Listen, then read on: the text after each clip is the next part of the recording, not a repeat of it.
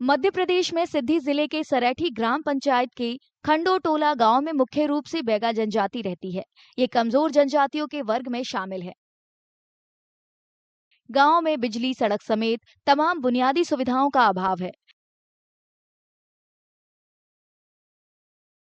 वहाँ तो बहुत के विधायक आप उससे बात करा था, अर्जीपुर जी शब्द थे, संसद के दिन है, मुख्यमंत्री के दिन है, प्रधानमंत्री के दिन है, कहूँ नहीं सुनाता है। क्या कहते हैं? अर्जीपुर जी दे दिनों के क्या कहते हैं?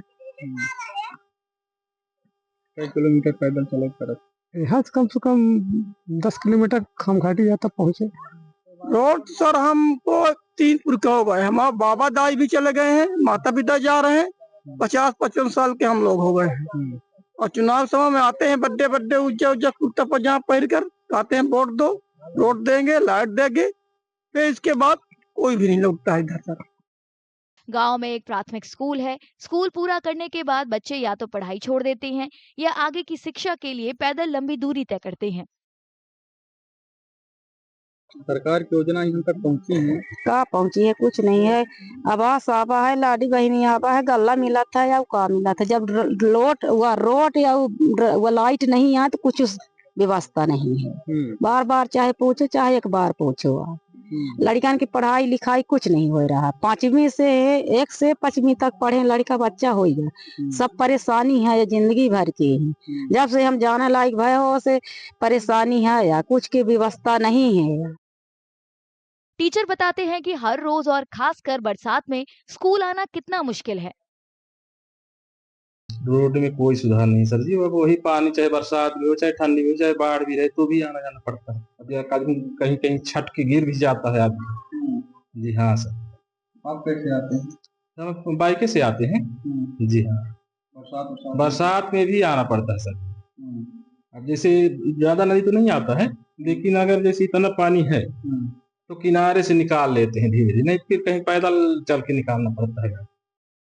गांव वाले बताते हैं कि जब कोई बीमार पड़ता है या किसी के लिए अस्पताल जाना जरूरी होता है, जैसे गर्भवती महिलाओं को, तो नजदीकी अस्पताल में जाने का कोई साधन नहीं है। डिलीवरी हो जाते हैं सर, उसको परेशानी रहती है। कहीं गली में हो जाते हैं, कहीं रास्ता में हो जाते हैं। हाँ, तो यहाँ कुछ की सुविधा नहीं है, ना सेक्रेटरी ना सरपंच। भाई लाइट नहीं दिए हैं तो हम कैसे इंजोलर में रखें? हमारे लड़का बच्चा परेशानी रहते हैं, स्कूल जाते हैं पैदल। कहीं घटना हो जाए, इधर तो बहुत जंगल है, पहाड़ है और ये नदी है, कहीं बह जाए तो हम क्या करेंगे? और जब तबीयत खराब हो जाते, जी बाँचे रहे तो अस्पताल पहुंचा दें, जी बाँचे नहीं रहते हैं, खत्म हो जाते हैं। अधिकारी परेशानियां दूर करने का वादा तो करते हैं, साथ ही प्राथमिक बंदिशों का हवाला भी देते हैं। वहाँ सड़क और बिजली की सुविधा उपलब्ध नहीं हो पाई है, क्योंकि उस गांव में पहुंचने के लिए जंगल विभाग, मध्य प्रदेश शासन का जंगल विभाग का नियंत्रण है। और अधिकारियों से मैंने संपर्क किया, उनका कहना है कि एनओसी अतिशीघ्र प्राप्त हो जाएगी। एनओसी प्राप्त होते ही घर घर बिजली और सड़क की सुविधा हम उनको मुहैया करवा देंगे। जो प्रकट संज्ञान में आया है, इसमें ये परीक्षण कराना पड़ेगा कि जो ग्राम की जनसंख्या है, वो जो योजनाओं के जो पैरामीटर्स हैं, उसके हिसाब से जो जनसंख्या है उसका कट ऑफ पर्याप्त है कि नहीं, उसको हम दिखवाएंगे और जो भी मदद हो सकती है अनुसार वो कार्रवाई वहाँ पर करेंगे। गांव वालों का कहना है कि बुनियादी सुविधाओं का अभाव देखते हुए दूसरे गांव के लोग अपने बच्चों की शादी करने से मना कर देते हैं।